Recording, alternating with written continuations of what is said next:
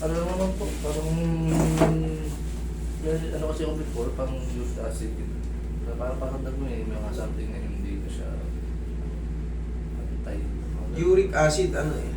Ang uric acid kasi hindi yan pang massage. Then before ko kasi parang may mga hindi na ako sa medyo maganda ko yun. Kailan tumaas yung uric mo?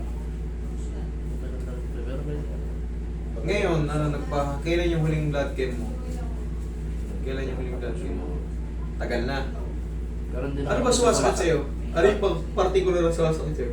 Dati po kasi talaga sumasakit siya. Talagang hindi mo kung parang pain reliever. Pero matagal lang wala. Ngayon kasi parang ano. Ngayon hindi naman siya ganun na umaatake.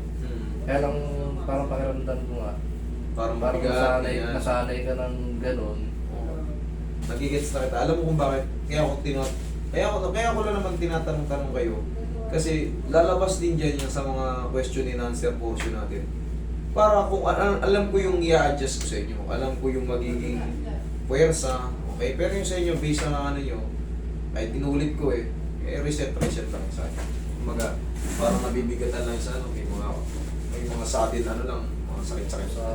Kasi pag nag-focus tayo sa ano, sa sinabi mo, uric ka, at tinulit ko yung tanong, sumasakit talaga sa uric. Hindi kasi pang ano yun. Hindi kasi pang massage talaga yun. A-adjust mo ngayon, dadahan-dahanin mo ngayon. Adjust tapos malumanay na massage na kasi hindi talaga pa siya mas the-best doon, adjustment.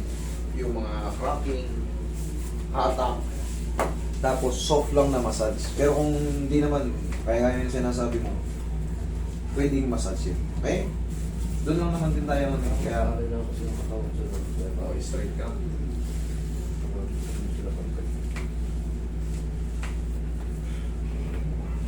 Tayo.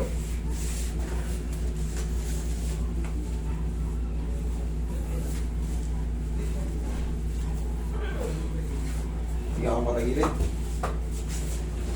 Kasama mo ba yung kapatid ni Kokoy? Okay. Hindi ka.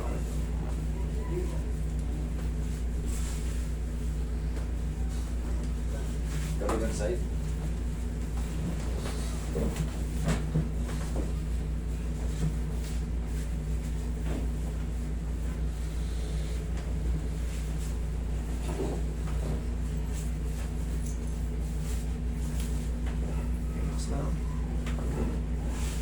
Okay, ihaya ka. Ihaya mo na.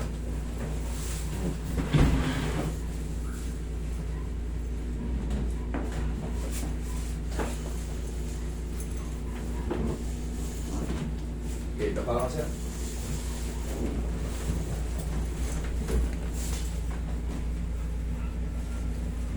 Relax na.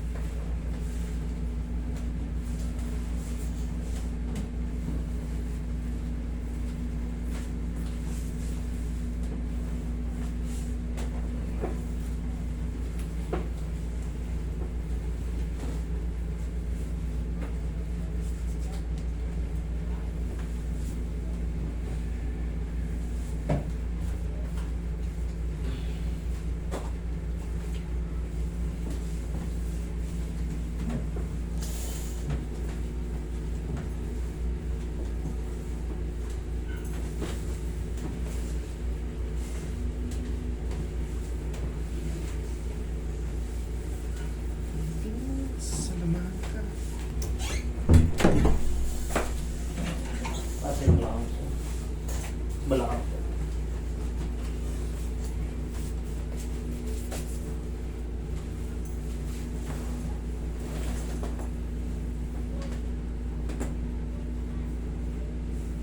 Relax na.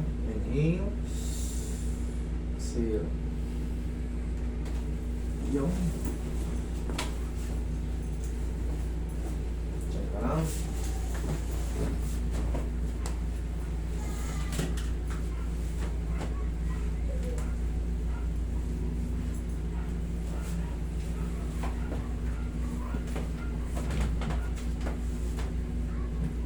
Magbalik ka sa mga papawis ng konti, yung bilad-bilad sa umaga. Yan na, magising ka naman, medyo maaraw, yung yung hindi pa nakakapasok. Para yung kung nagkaroon ka man ng uric, ibig sabihin nun, yun, liver problem. Ang sagot lang doon kahit movement, mapawis. Hindi na siya bumalik. Kasi pag meron ka ng... Magkasama ba yun, pre? O Oo. magkasama na? Magkasama. Magkasama na. Okay, upo ka. Mahirap kasi kalaban ng uric. Alam mo kung bakit? Ang daming pagkain na bawal. Bawal ka sa mga red meat. Baboy, baka, mga corned beef, na laman loob, mga, alam mo na yan, mga isaw. Kahit anong laman loob. Soft drinks, beer, parang hindi ka na pakakainin. Tuna,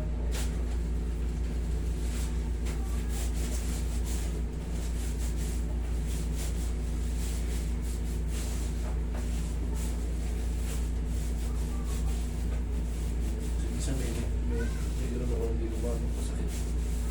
ngayon, linong ka ngayon. Wala. Medyo lang. Parang tight siya.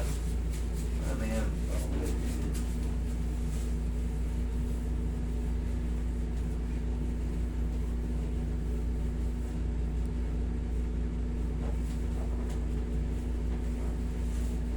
I-reset ko lang yung katawan mo.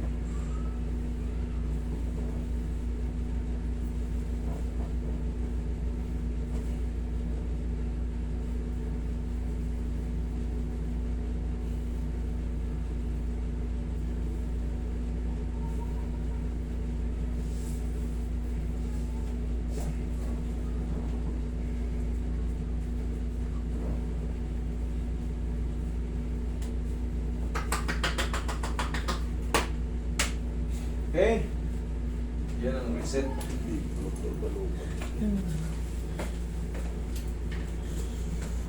Tawan mo yun.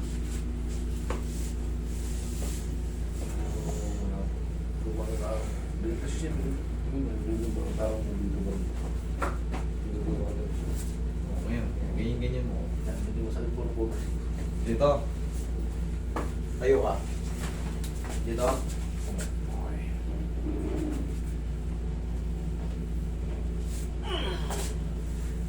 Upo ka. Right yung Pero kung konting-konti lang, walang problema yun. Kumbaga, kailangan lang ng pahinga. Siyempre, pag kami pinamassage or nagpapaano, may yung mga pinag-iwanan ng mga pain nyo. Normal lang yun, pero 3 to 4 days, yan talaga yung pinaka-best feeling sa mga bagay-bagay na ina-adjust sa inyo.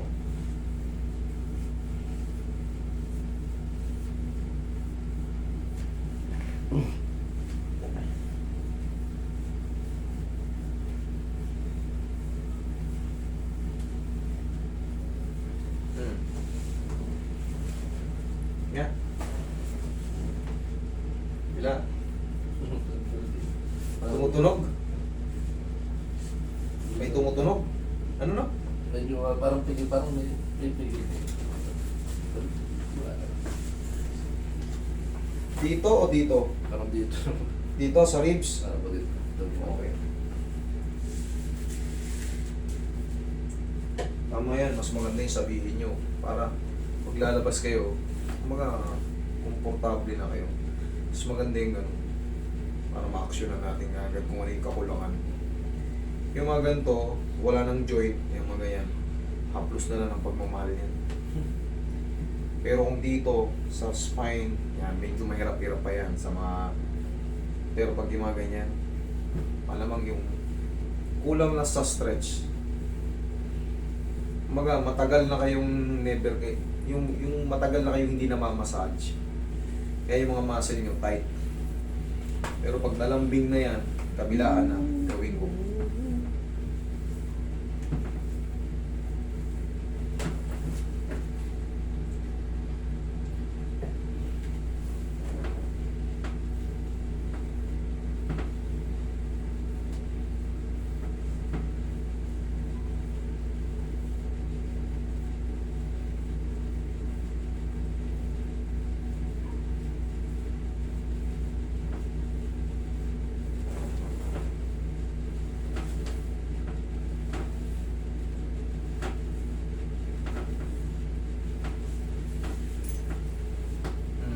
Okay, check. Konti-konti na lang. Kunting-kunti na lang. Okay yun. Pag napahinga, wala na yan. Okay?